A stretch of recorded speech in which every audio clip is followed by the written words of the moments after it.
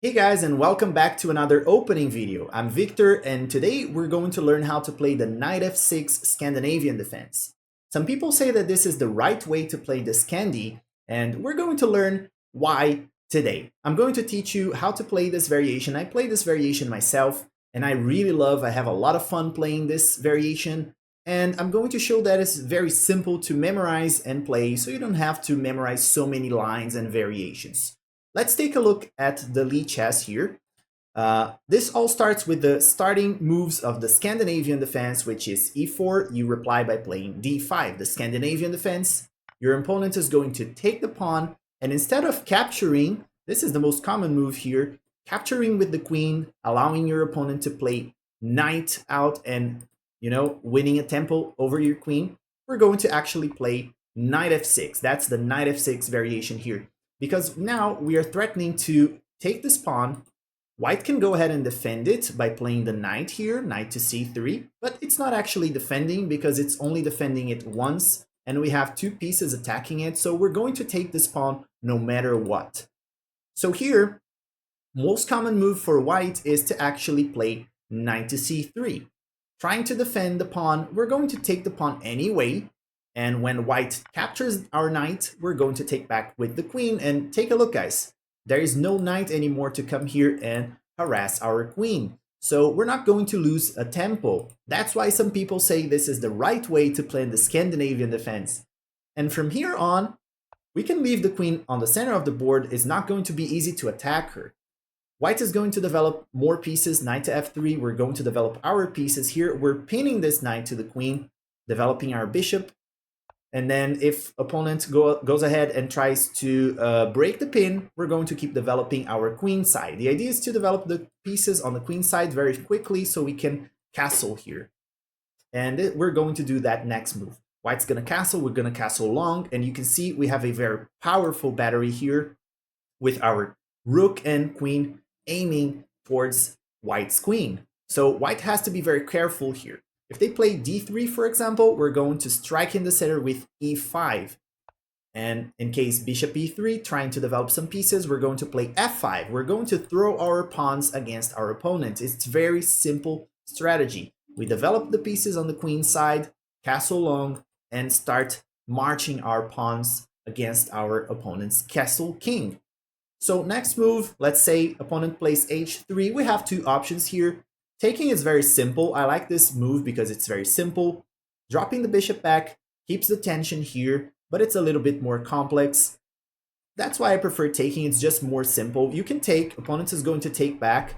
Be careful here because now your queen is under attack. We have to retreat with the queen. We're going to play queen e6. And after queen e2, we can play g5 and strike against white's position. And if you say like, oh, but this pawn is actually hanging, you cannot play this move because bishop can simply take it. But in case bishop takes here, we can just play this move. We're attacking the queen and the bishop. White has to do something about this. We're going to be winning this game. It's a very good position for black. But if you prefer a more complex position, you keep the tension, you can drop your bishop back, you play bishop to h5. Opponent might play some moves to attack. They're going to throw their pawns against us. Of course, we're having a game with opposite side castling, and in these cases, the game is always very sharp with a lot of attacks. So after c4, we're going to retreat our queen again. In this case, queen to d6 is the best move. And in case queen to a4, trying to attack again, they're trying to attack this pawn, but it's protected by the knight. Just remember that. We can play a6 over protecting it, and then we have freedom to move this knight. After c5, trying to attack our queen again, we move it to e6, the same square that it was before. And after b4, we can play f4. Now we are attacking. Our attack comes first. Their attack is too slow. We're already invading white's positions here. And after bishop to d2, we have a great game. We can go ahead and continue our attack. We can play moves with our bishop, trying to attack. We can bring our rook, throw the other pawns, maybe even continue trading this bishop here. There are so many moves that we can play here, and it's a great position for black. Very easy to play. Oops, I moved the board here. Very easy to play, not very hard to memorize. Of course, your opponent can go for different moves here. The best move actually is this one, to play d4. It's played by the masters and grandmasters, and if you check the Lead Chess database, for example, you see that this is the most common move. Oops, this one, not this one. This one, now it's correct, d4. So if your opponent plays d4, we're going to keep the same plan. We're going to take the pawn in the center. If they play c4 attacking our knight, we just drop it back. And we have a great position here. And if you guys play the Scandinavian or the Caro-Kann, you know that these two pawns usually go here, and we have a structure, a pawn structure that is very similar to the Caro-Kann or the Scandinavian in some variations. So it's not going to be unfamiliar to you if you already play the other variations.